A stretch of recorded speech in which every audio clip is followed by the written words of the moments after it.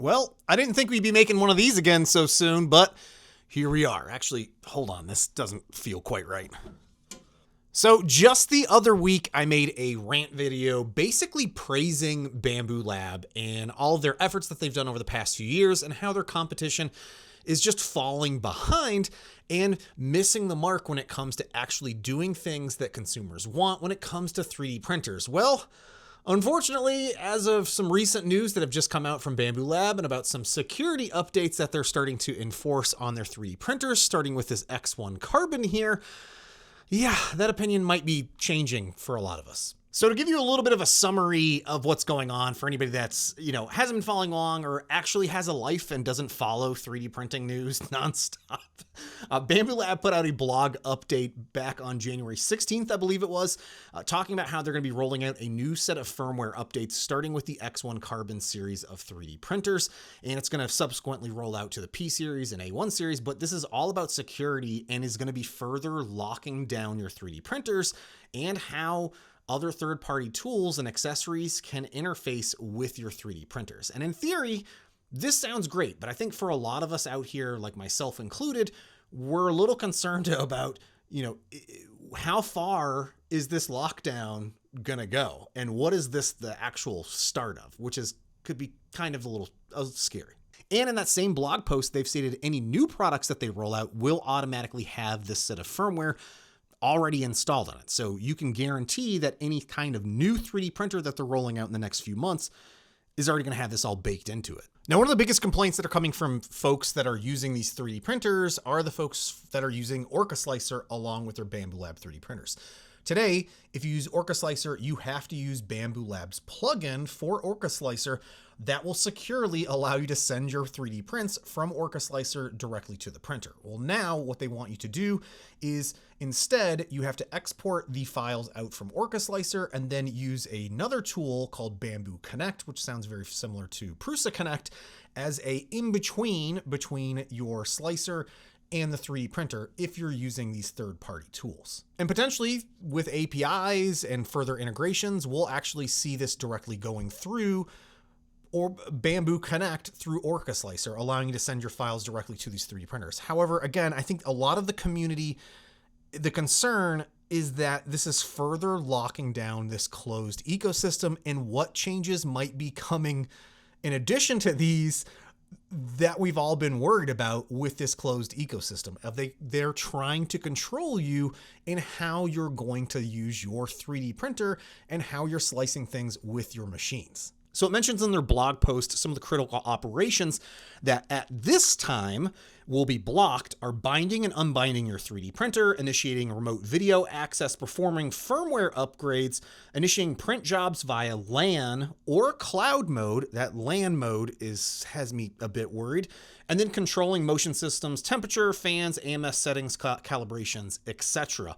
So all of that being further locked down that you can only access from third-party tools or applications unless you're going through their Bambu Connect system. They also mentioned in that blog post that if you don't want to go through with this, well then don't upgrade your firmware and you won't be locked into this new way of working. However, in their terms of service, they have a statement that basically states the opposite of that, where at any point in time, they might choose that you can no longer send print jobs to your 3D printer unless you upgrade to these newer versions. I think one of the biggest concerns that I've been thinking of that I've seen other people mention online is it really feels like we're going to be starting to see the introduction of some kind of subscription model in the very near future with Bambu Labs machines. It might not be the current iteration that we have here. Maybe it's the newer machines that are going to be rolling out. Maybe they're making changes to their existing lineup. And if you decide to buy an A1 3D printer or an X1 Carbon, it's going to have this functionality locked into it where you can't actually do certain things unless you're paying a monthly or annual subscription. Maybe that's the amount of times that you can 3D print a job. I don't know. Maybe it's getting access to the camera or other functionality. Or here's a fun one. We've already seen other companies like Formlabs introduce this where you can't actually 3D print with other materials other than the Formlabs materials unless you're paying a subscription for their what is it called? Like optional material license, we could easily see Bambu Lab introducing something like that on their 3D printers. And again, it might not happen with this existing lineup, but it could definitely be introduced with the next series of machines. Again, I think it's like the concern is that it's starting with things like Orca Slicer and these third-party accessories, but where does it stop? I think when it comes to the newer machines that are going to be coming out here in the next quarter, we're going to have to start paying close attention to exactly how some of those are functioning. Are you going to be able to work with third-party materials? What about when it comes to replacement parts? Do I have to only use the parts that come directly from Bambu Lab, or can I use parts that have been developed by third parties? Or if I want to install a different camera or a different hot end assembly, what are my options? Or am I only going to be locked in to their exact ecosystem and their products specifically? Now, I think we've seen this film before, and I didn't like the ending. And what I'm referring to is Makerbot.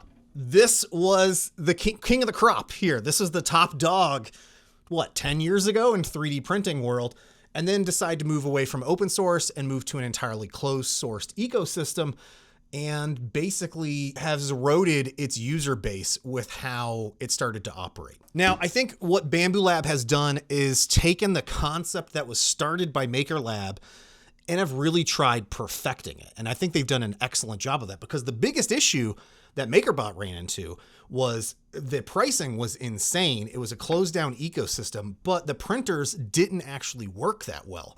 With Bambu Lab, these things actually print fantastic, and the pricing isn't half bad. It's still a little bit more expensive than what you can find on some of the others, but it's still not as expensive as the top tier machines. So it gets into this weird territory of how far are they going to push it in this closed ecosystem to further increase their revenue, because that's the bottom line. How we've already sold all of these 3D printers to the user base, to our community. How can we further increase our revenue with things like subscriptions or introducing other firmware that's going to potentially lock this down? What's preventing them from saying, here's a Wham Bam build plate that I'm using. Sorry, those aren't going to work anymore. You can only use Bambu Lab build plates. We've seen this.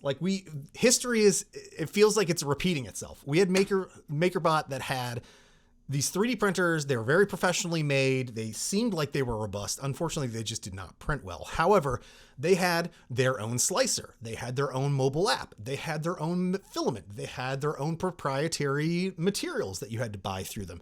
They had their own file distribution website, Thingiverse. And now, on the flip side, we have basically a parallel one-to-one setup with Bambu Lab. This time, though, it's just really well done, and it's kind of scary. Also, in my last video I talked about how basically all of the other brands and manufacturers are trying to mimic everything that Bambu Lab's doing with their own file sites or how they're building their 3D printers. Guess what? We're going to start seeing these other brands try to mimic with a closed ecosystem. That is a massive concern that I have for this entire industry of 3D printing, and as a consumer of 3D printers, that is not a good thing. That is a bad thing. Listen, I'm not the most articulate with this. It just, something doesn't feel right about this whole situation, and it's a wait and see to see what's going to happen. And I feel like there's not a whole lot that we can do other than voicing our concern and continuing to voice that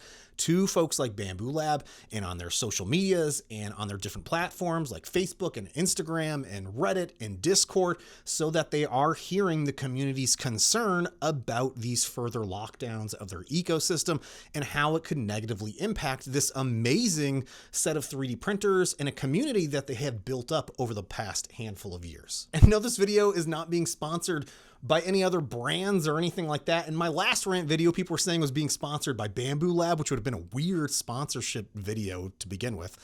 But no, I've never been sponsored by Bambu Lab. They have never directly paid me for any of my videos or reviews or anything like that I have done. Yes, I have received an A1, an A1 Mini, and a P1S from Bambu Lab. All the other Bambu Lab 3D printers I've purchased myself. And yes, I have made commissions or affiliate sales from Bambu Lab 3D printer sales that people have clicked clicked on from my videos.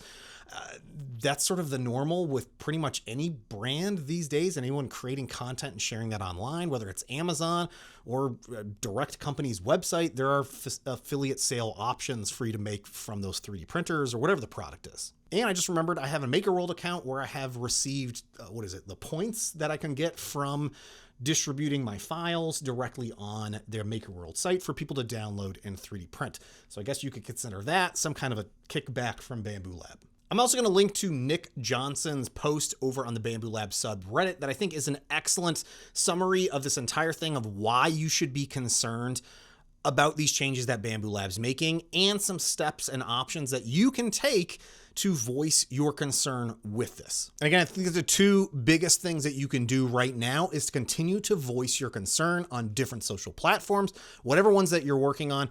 Tag Bambu Lab and just post and talk about it. Make sure that they're continuing to see this as a valid concern. The next, which I think is probably the most impactful out of everything, is vote with your wallet. That's the basic one that everyone should follow, whether it's the filament or accessories or add-ons or replacement parts or just buying a new machine.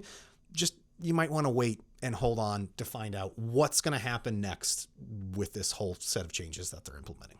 Seriously, this isn't the type of video that I enjoy making by any means, but I have a platform and I feel like it's my duty and kind of obligation to come out here and speak about what I think is a valid concern for this brand of 3D printers that has grown wildly popular over the past 2 years. And again, we've already seen where this could lead if it goes the wrong way. I just like printing goofy cosplay stuff and sharing my process of how I make some of these things and some of the things that I make, not these rant videos, so to speak. But I want to say thanks so much for watching. Hopefully you enjoyed. Let me know in the comments what you think about this whole situation with Bambu Lab. It's honestly pretty decisive or divisive. That's what a word I'm looking for, divisive, because going on different like social media groups, Facebook, or different groups in general, and hearing people's thoughts about this is kind of shocking to me, where I feel like everyone would be up in arms over this. But no, there's a whole huge set of users that are like, sure, lock it down, give me that subscription, feed it straight to me. I don't know what we're heading towards, but hey, thanks so much for watching all. If you're interested in things like helping support the channel, I have a Patreon that I have listed below. Thanks to all those Patreon supporters that continue to support me. But until next time, I'll see you next time.